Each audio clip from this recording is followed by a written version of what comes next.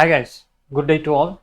Once again, a warm welcome to all those who are watching us to the Mastery Academy. Previous sessions, I hope you have watched it, guys. We have uploaded some important questions belonging to the TCS NQT examination. So those candidates who are preparing for the NQT examination for the 2026 particular year, you can check out the previous videos. So today I'm going to continue with the furthermore questions, aptitude questions that have been asked in the previous year examinations of NQTs. So without any further ado, let us directly jump on to the questions. I hope everything is clear with respect to the first session that we have uploaded, aptitude, the first part and logical part. If you have any further questions or doubts regarding those sessions or anything that you might want to ask or you might want to know, you can contact us at the contact number given in the description. Fine. Look at the question. The sum of the squares of two fractions is 1. It is given that one of them is 21 upon 29. The sum and product of possible values of other fractions are respectively s and p. What is the value of s minus of p? This is question that has been asked not just in NQT but also in the assessment examination belonging to Deloitte and Cognizant in the previous one of the previous years. I'm not sure, but which year I'm not sure, but definitely it has been asked in Deloitte and also in NQT.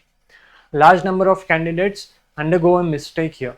They think the particular verbal format in the question is a little bit confusing. They should have mentioned it on a very clear perspective, a little bit much clearer, but as per the question there is a little bit twist here, and because of that a large number of candidates actually find it difficult to find the answer to this particular question. I'm going to explain you the question first. The sum of squares of two fractions is 1 and one of the fraction is given. There are two fractions. One of the fraction is given to be 21 upon 29. This is the first fraction. Now another fraction we do not know, but the condition has been given. Suppose this is the first fraction that has been given, not suppose, it is, plus the other fraction that we intend to find out, let it be a. Take a to be a fraction. Now remember guys, a large number of candidates here, they consider a upon b, x upon y. You can also take it to be a, it doesn't really matter because you can also write it to be a upon 1. In turn here, if you take a, in turn we are going to identify the answer, so it does not make any particular difference, a large amount. According to the condition, a square and the fraction square is given to be 1. So I can solve for the value of 1. Now remember, you don't have marks for steps. I'm just writing it so that you will be able to understand. 21 square is nothing but 441. 29 square is nothing but 841. It will help you if you remember some of the square values and cube values. Nonetheless, any of the cube dependent questions are very few in case of NQTs or assessment examination. On a large term, it will help you out if you know the squares up to 30. I can directly write in this to be 1 minus of 441 upon 841. 21 square and 29 square. Furthermore, here I can write the value of a to be equal to 400 upon 441. So 400 upon 841, not 441. This is the value. Now the answer that we are looking forward for, a is nothing but it is 20 upon 29, because square root of 400 is 20, square root of 841 is 29. Now remember here guys, in the question they have mentioned the values here. Okay, it is given the one of values 21 upon 29, sum and product of the other possible values, other possible.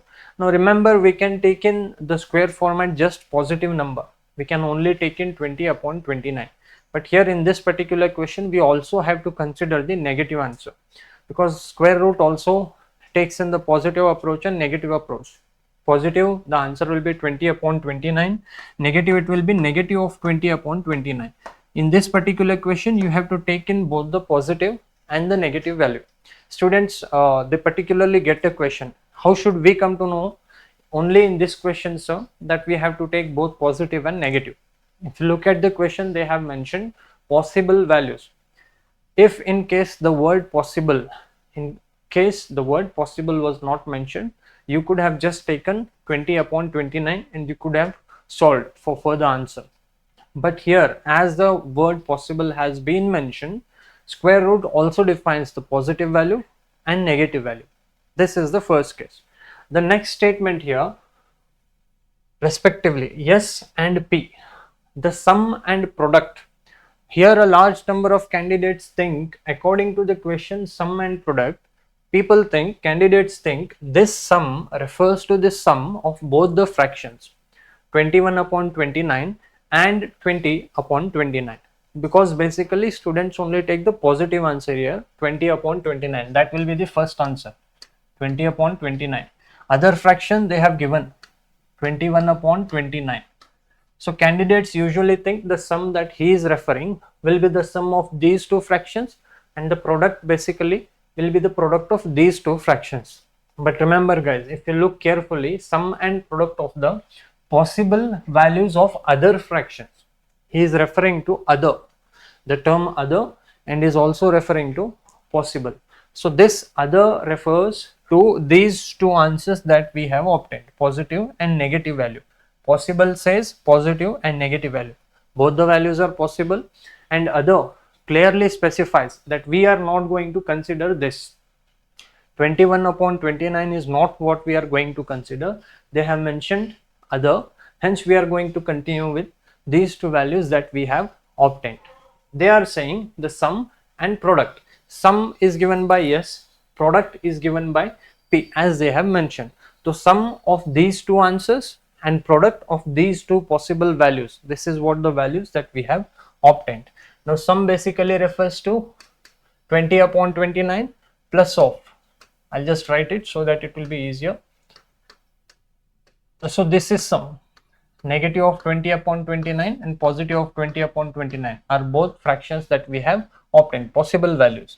So product is given by, once again, positive 20 upon 29, and another possible value is nothing but the negative of 20 upon 29 that we have obtained. Now remember, 21 upon 29 is not the value that we will be considering here. It is clearly mentioned in the question. Large number of candidates find it difficult. They think 21 upon 29 is the first, 20 upon 29 is the second. They try to solve it, and when they cannot find the answer, they are unable to find the answer, they'll skip this question. Okay, please do not do that. Focus on the question. I hope it is clear. So this will be what? Negative of 400 upon 29 into 29. Once again, it is nothing but 841. So yes is this, P is this. In the question he has asked us the difference. Yes minus of P, clearly they have mentioned. Now remember, yes minus of P they have mentioned. If in case they had asked us about difference, then we could shift the value which is greater. That comes to the first point. Now 0 minus of minus will turn out to be positive. So plus 400 upon 841. That is the answer that we are looking for. 400 upon 841. Option number C. I hope it is clear. Now remember, the questions that will be asked in NQT will not be on that much of a difficulty level. For 2026 particular batch I am referring to, the questions that will be asked will be on a minimalistic approach. If you have a little bit of practice, you will be able to answer or lead the questions within 1 minute. Okay, I hope it is clear. Now we'll move on to the next particular question. What will be the remainder when the square of the LCM of 4, 6, 12 and 15 is divided by the square of HCF of 51, 119 and 323? This is a particular question belonging to LCM and HCF. Now remember, if you have well practiced with whatever method that you have adopted, try to follow that method, the same method. Tricks and tips. First of all, in this examination, there is no need for tricks and tips. It requires a large amount of practice. Whatever approach, the traditional method, modern method, whatever you find comfortable, if you are well fit with that, try to use the same method. I'm going to follow the method that we have been using for a large time. So 4, 6, 12 and 15, we will have to obtain the LCM. You can write according to the factors, so directly you can take in the factors per term. 4, 2 square, 6 is nothing but 2 into 3. Okay, you can also write, but I am just going to write it on a rough basis. But looking at that, guys, I hope you will be able to answer directly without solving LCM will turn out to be 60. But then again, I'll just write it down. 2, 3, 6, 15. So 2 again, 3, 3 and 15. So this will turn out to be 3 and 5. So LCM is nothing but 15, 30 and 60. LCM will turn out to be 60. Now he is also asking us about the square of HCF. So initially we will need to find the HCF. Now remember, the numbers that they have mentioned here, 51, 119 and 323 are all prime numbers. It will be very easier to identify the HCF. Either it should be divisible by 7 or 17. Why? At the end there is 1. If you have tables, if you memorize the tables, or if you are well versed with the tables, then it will be easier for you. 51, 17 into 3. So clearly 17 is the highest number here. Then here once again 17, okay, 119, that is nothing but 17 into 7. And here 323, once again it will be divisible by 17. I'll just write it down. 119 is nothing but 17 into 7. 51 is nothing but 17 into 3. Now remember, you don't have to write it down in examination, because you will not be given, you will not be awarded any marks for steps, only MCQ based answers. So 323 will turn out to be what? 1 and 9. Okay, 323 factors. So HCF is nothing but 17. HCF will turn out to be 17. LCM is nothing but 60. According to the question, he is asking us the remainder, square of the LCM and square of HCF. The square of LCM, we are dividing it by square of HCF. Square of LCM, it turned out to be 3600. 6 square is 36 and square of 17 is nothing but 289. I am not going to deal with any tricks here, guys, because remember, this is not a very highly specific competitive examination like public sector or banking examination. 20 questions will be asked. 1 question or 2 questions at the max will be belonging to LCM and HCF. One kind of question will be an easier. This too is an easier question, but little bit of a, you might find it on a lengthy basis. But division, it is okay. See, 289, it is nearer to 290. So you cannot definitely take it as 300. That will cross up the value here. So simplification, I can write in 289. The remainder will be what? Here it will be 1, 7 and 10. Okay, only one step, only one next number you will have to add in. This cannot possibly turn out to be 3. I'll write it to be 2. So 8. So 289 into 2, 7 and 5. So 132. The remainder will turn out to be 132. Now please do not guess it, solve it. Solving in the sense, you are going to do everything on a rough basis. You are not going to write LCM, HCF and these steps on a rough and a quick basis. It will be easier. He is asking us about the remainder. So remainder will turn out to be 132. And one more important thing here, if you look at the options, large number of answers in the 10th and the 100th positions will be similar. The only thing that you will have to guess is at the units position. But for that you need to solve it. Okay, if you get the last term, it will be easier. 2, here it is 2, so 13 will be same. You can clearly answer. Okay, I hope it is clear. 132.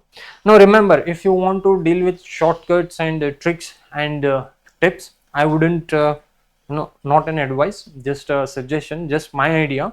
Don't particularly go with the tricks here, because like I said, 20 questions you will be asking answering only 20 questions. Let it be in any of the MNC assessment examination. 24 quant, at the maximum sense 25. The major sector comes up with the coding part, the logical part, the verbal part and everything. Okay, so try to stick into the method that you find comfortable with. Move on to the next question. A person invested 2/3 of his capital at the rate of 6%, 1/5 at the rate of 10% and remainder at the rate of 15. If his actual income is 36, the capital will be. So I think they have typed in the answers here. Okay, nonetheless, only the comma. Now remember, if you find any difficulty with respect to the classes that the sessions that we are considering, please, we are quite open to whatever it is that you want to say. If you want to criticize with respect to the class, please be feel forward to come and comment with respect to the sessions. If you want any a particular approach on our behalf, definitely Master Academy will be always very happy to deal accordingly if it fits right. Okay. So this question is about a person who has invested in something according to the fraction format and is asking what the total capital will turn out to be. First, 2/3 of his capital at rate of 6%. Initially, the total capital that the person has invested, we don't know. So finally, we are going to consider it to be X, total capital. Now, according to the suggestion, two-third of his investment is at a rate of what? 6%. So I am going to write it in this manner: 6% of total capital. Okay. So cancellation, that will lead to 50. So 2x upon 50. This is what? Investment, first investment. 2/3 investment is 2x upon 50. Next, 1/5 of the investment at 10%. So 1/5 of that, 1/5 is nothing but x upon 5, 1 upon 5 into x multiplied with what is the percentage? 10%. So on cancellation, the answer will turn out to be x upon 50. Second investment. The third investment, the remainder at rate of 15%. So whatever is remaining, the person is investing at a rate of 15%. So how much of his capital is remaining? That is what we have to find out. First it was 2/3 and secondly it is 1/5. So the remaining investment, we can write it to be 1 minus of 2/3 of x plus of 1/5 of x. Correct? And this completely here, 1 means complete x. In the sense it belongs to complete x.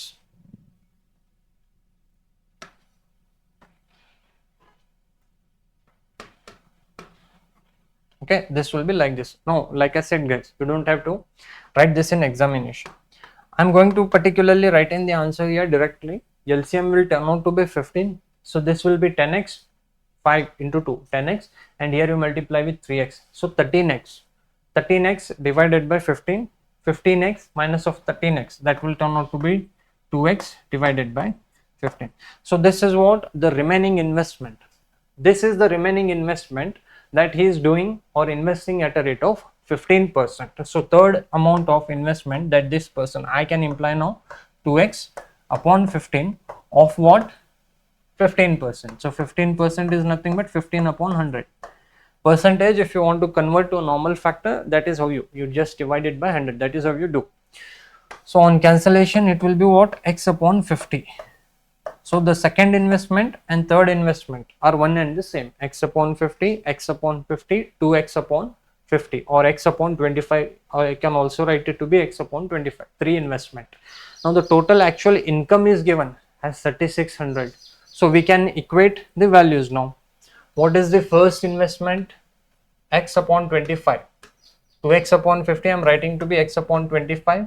Then it is x upon 50 is the second, x upon 50 is the third, and income is nothing but 3600 totally, that is given. Here I can write it to be 2x upon 25 is equal to 3600. X upon 50 will be 2x upon 50. So 2x upon 50 is nothing but x upon 25. X plus of x is nothing but 2x upon 25. I have written it directly. I hope you have understood.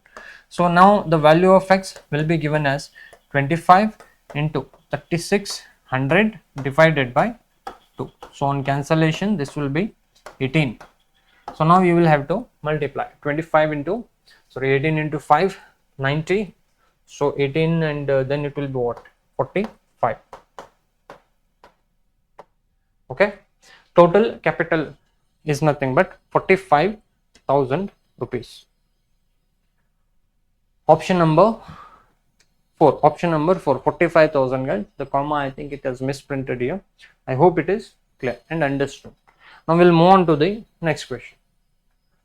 In a family of 10 adults and a few minors, the average consumption of flour is 12 kg. If the average consumption per adult and minor is 15 and 7 respectively, what is the number of minors?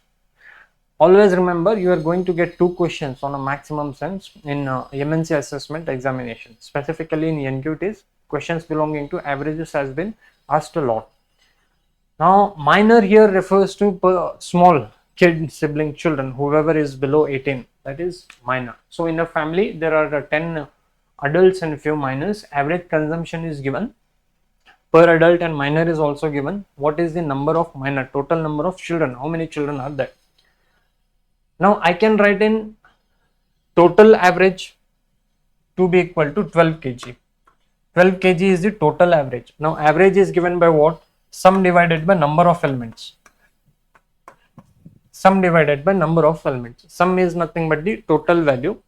Here total consumption, total how much of flour is consumed totally. This is average 12.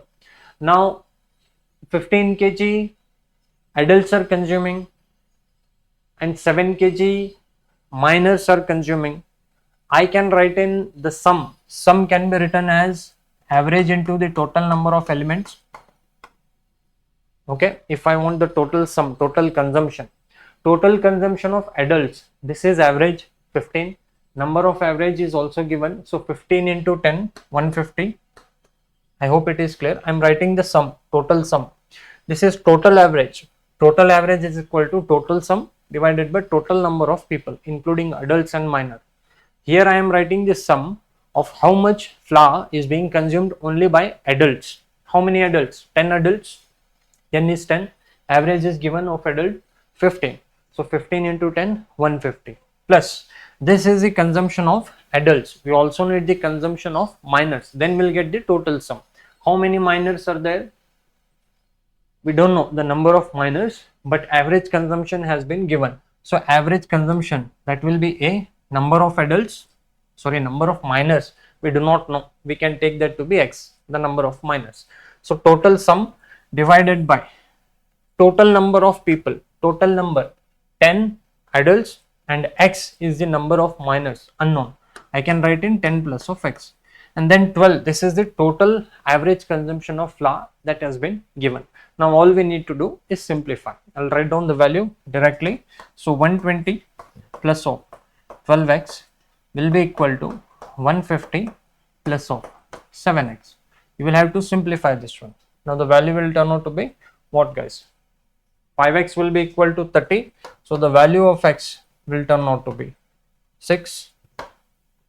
Value of x will turn out to be 6 if we simplify. 150 minus 120, 30. 5x will be equal to 30. X is 30 upon 5. That is nothing but 6. Total number of minors in the given particular question will turn out to be 6. I hope it is clear, guys. Now definitely if someone or some people might find it a little bit of confusing, I will not be explaining here, guys. This is just the solving part. You can join up the batches where we are training students or candidates who want to deal up with the MNC's careers platform. You can write any of the assessment examinations and secure a job in MNC's that you are desired or are further looking for. Okay. Next question. The average weight of 6 people increases from 24 to 31.5 kg when one of them leaves the group and a new person joins. If the weight of the person who joined is 60 kg, find the weight of the person who left the group. All right. There is a group. There is a group of 6 people. One person left the group and a new person joined it. Hence, there is a difference in the weight. What is the weight of the older person who left the group? That is the question. Old average is given to be 24. So I can write in the total sum, guys. Total weight of all the people in the older group, 6 people. 24 is the average. Number of people is 6. So 24 into 6. I can take it to be 144 kgs. The sum of all 6 people before the person left. Initial total weight of all the 6 people, 144. Average into number of consumption. This is sum. I have written T because to represent TO, older total. Now new total. The new person joined in. Then the average turned out to be what? 31.5 was the average. Total number of people were 6. Okay, one person left. new person joined in. So 31.5 into 6 will turn out to be what? 189. When the new person joined in, new person who weighs 60 kg, okay, he joined in, older person, one of the person left. So this is the new weight, 189 kg. Now as you can see, there is a huge difference. Older group was 144, new group is 189. So definitely this person, 60 kg person, new person who joined the group is heavier than the person who left. First person was a little bit of low weight, second person is 60 kg. Now the difference, what is the difference? 45 kg of difference in both the groups. Second person, already it is given the weight of second person. New person who joined in is nothing but 60 kg. So out of that 60, if we take out the difference, then we'll get the weight of the person who left. Yes, this is difference, guys, including the person, initial person. So the weight of new person is given by 60, new person's weight minus of the difference, that is nothing but 15 kg. Weight of the person who left the group is nothing but 15 kg. Option number C. This is simple question on the basis of average. Only thing that you will have to understand is this part, weight of the person minus the difference that we have obtained. Difference, see, this includes the weight of the new person, this includes the weight of the older person. All the other 5 people are same, their weight is same, their weights are same whole throughout the format, their weights do not change. Hence the difference will represent the weight of the person who left. I hope it is clear. Now we'll move on to the next question. Once again, before moving on to the next question, Mastery Academy has started on its training platform in the examination of GMAT, CAT, MAT, Xavier's Amplitude Test. Those all who want to secure the master's degree in IIMs and other top reputed tier 1 institutes can join the Mastery Academy and prepare. And if you want to make out a career, guys, in MNC's platform, in multinational companies such as TCS, Infosys, as you're well aware, they're conducting assessment examinations. Syllabus, pattern, everything changes. We are going to provide you the training so that you will be able to crack this examination and secure yourself a seat that you are looking forward for. Okay. Apart from the interview skills, we also train the candidates for interview preparations and the official political world that the MNC's world is in and of itself. Okay, you can check us out by downloading the Mastery application that is available on Google Play Store. The sessions will be conducted on an online basis. Recorded sessions will be available. Training, mock tests, and everything will be provided to you at a definite period. You can contact us and know the furthermore details. Okay, we'll move on to the next question. So time and work, once again, a very important topic in MNCs. If a road of 10 kilometers can be constructed by 540 workmen in 28 days, how many workmen are required to build a road of 150 kilometers in 18 days? Always remember one thing, guys. You cannot solve each and every question only by formula. Entry level examinations, either be it in the private sector or public sector examinations like a public commission, banking examination, you cannot substitute everything in a formula. You will have to think and you will have to act in, because these do not require, like I keep on saying repeatedly, these do not require specific skills. If you are a graduate, you will be able to crack. The only thing is you need to have practice and you have to think and learn. Here, time and work, mostly a large number of students they just jump on to applying the formulas, taking the reciprocals and everything. But see, 210 kilometers of road is constructed by 540 and 28 days. So the total work done in 28 days by these people, I can write it to be 540 into 28. In 28 days, 540 people are working. Understood? See, 540 workers for one day. For 28 days, how much? That is the value that I have written. In the similar way, he has also given us 18 days, new team.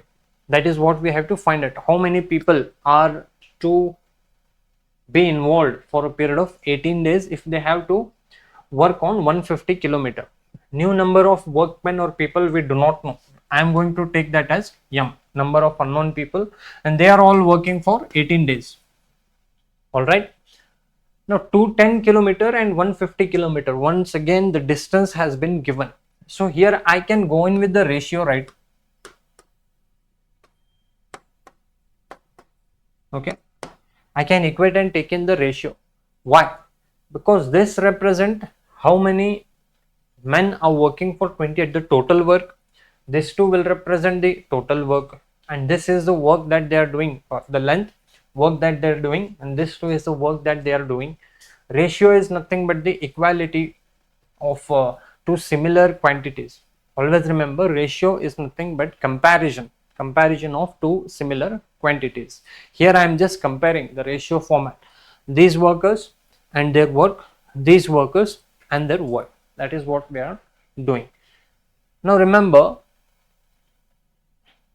yes, that's it guys, you don't have to remember something else, only this much is necessary. Now you will have to simplify the number of people, so I'll just write it down so that it will be easier for you. So 540 into 28 into 150, so whole divided by 18 into 210. Now all you have to do is simplify. So 3 7 and 3 5, then 7 ones are and 7 fours are 2 9 2 2, so 9 ones are and 9 60. So 10 into 60, that is turning out to be 600.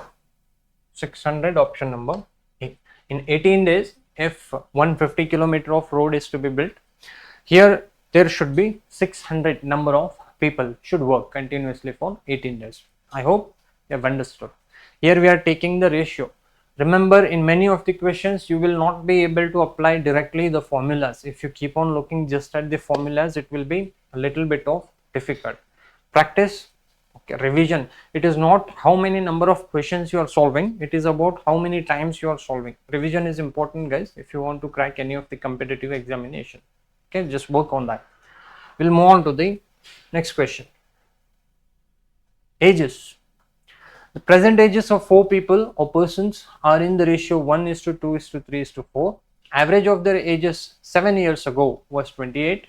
What will be the average age in years of the youngest and the oldest among them 5 years from now? See, average age of 4 people has been given 7 years ago, not at the present time. 7 years ago, whatever their average was of these 4 people, that has been given. The present ages can be written as x, 2x, 3x and 4x.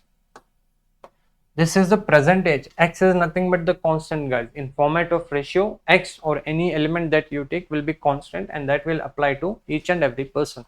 Present ages of 4 people is this format. 7 years ago, the average has been given to be 28. So average is given by what? Sum divided by number of elements. So I here can write in 28, that is the average, is equal to sum of all these 4 people.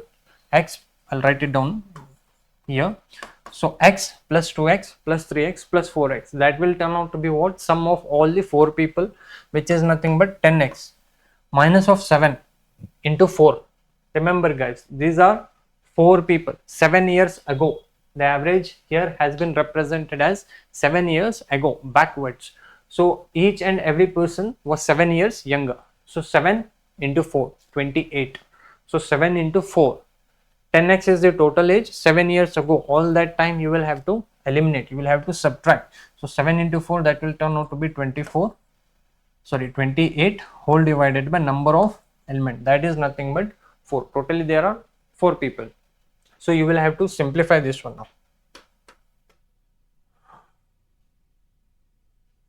So 28 into 4 is nothing but 112, which is equal to 10x minus of 28. I can write in the value of x will be equal to this. You add up here 120, 140 divided by 10 will turn out to be 14. X is 14.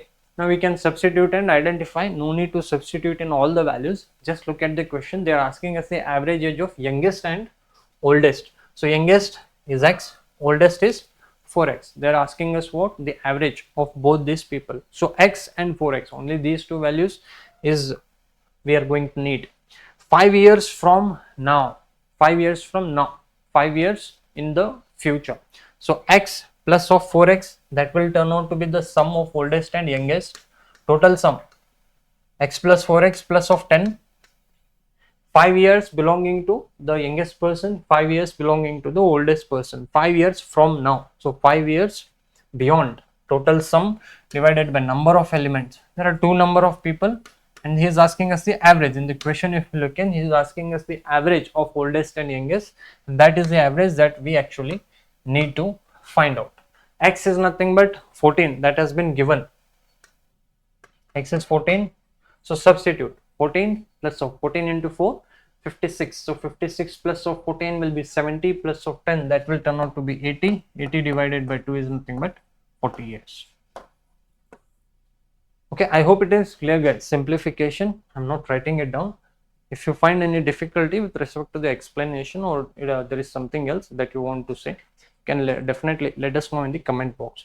So 40 years is the average age of youngest and oldest person 5 years from now. Now remember, this term is very important. A large number of candidates actually miss this part, and in a quick and a hurry basis, I think they will miss up the point. That will be 35. Okay, 35 will be wrong. 40 is the right answer. Okay, I guess that will be it for today, guys. If you have any further suggestions or comments, do let us know in the comments box. So Master Academy once again has been entered into this field of training into the MNC's platform to prepare you for the assessment examinations. If you want to join in, contact us at the contact number, and definitely get the details furthermore as we move on into the structure. Thank you once again for joining us. Be seeing you again, guys, in the next session. Up till then, have a great time. Take care. Bye, guys.